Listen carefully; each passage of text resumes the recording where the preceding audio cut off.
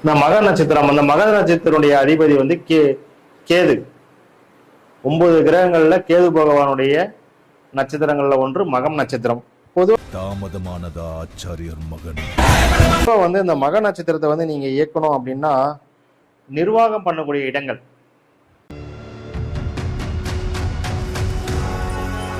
நீங்க அடிக்கடி போயிட்டு வரலாம். ஆபீஸ் ரூம், அலுவலகம்,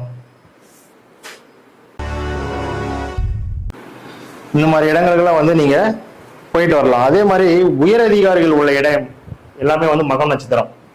இந்த பல்லக்கு தொடர்புடைய விஷயம், பல்லக்குன்னா தெரியும் இல்லைங்களா?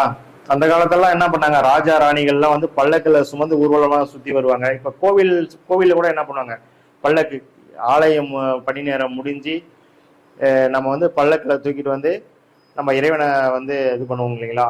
அந்த பல்லக்கு தான் வந்து மக நட்சத்திரம் தான் வந்து நமக்கு எளிதியாக இண்டிகேட் பண்ணுறது. இது சார்ந்த விஷயங்கள்லாம் நீங்கள் அடிக்கடி என்ன பண்ணலாம், பார்க்கலாம். அப்படி எல்லாம் பிக்சர் ஃபோட்டோ வச்சு உங்களுக்கு கண்கள் படிப்படி வந்து ஒட்டி வச்சுக்கலாம். அதே மாதிரி நீங்கள் அதிகமாக வந்து இந்த பித்திருக்கள் வழிபாடெல்லாம் இருக்குது பார்த்தீங்களா, அதெல்லாம் வந்து நீங்கள் அதிகமாக எடுக்கணும். முன்னோர்கள் வழிபாடெல்லாம் நீங்கள் அதிகமாக எடுக்க ஆரம்பிக்கும் போது இந்த மக நட்சத்திரமான அத்தனை காரகங்களும் உங்களால் வந்து அனுபவிக்க முடியும். சரிங்க. அதே மாதிரி வந்து உணவு விஷயங்களை நம்ம பார்க்கும் பொழுது மாங்காய்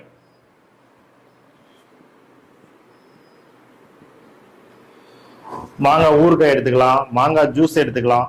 இதெல்லாம் செய்யும் பொழுது இதனுடைய நட்சத்திரம் வந்து பலமா இயங்க ஆரம்பிக்கும். அதே மாதிரி கிரீடம்,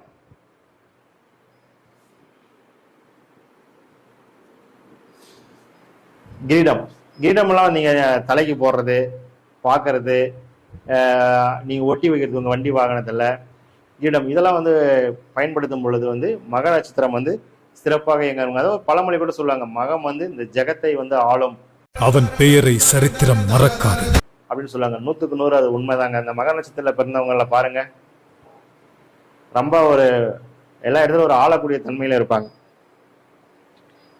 அதே மாதிரி நெற்றி சுட்டி,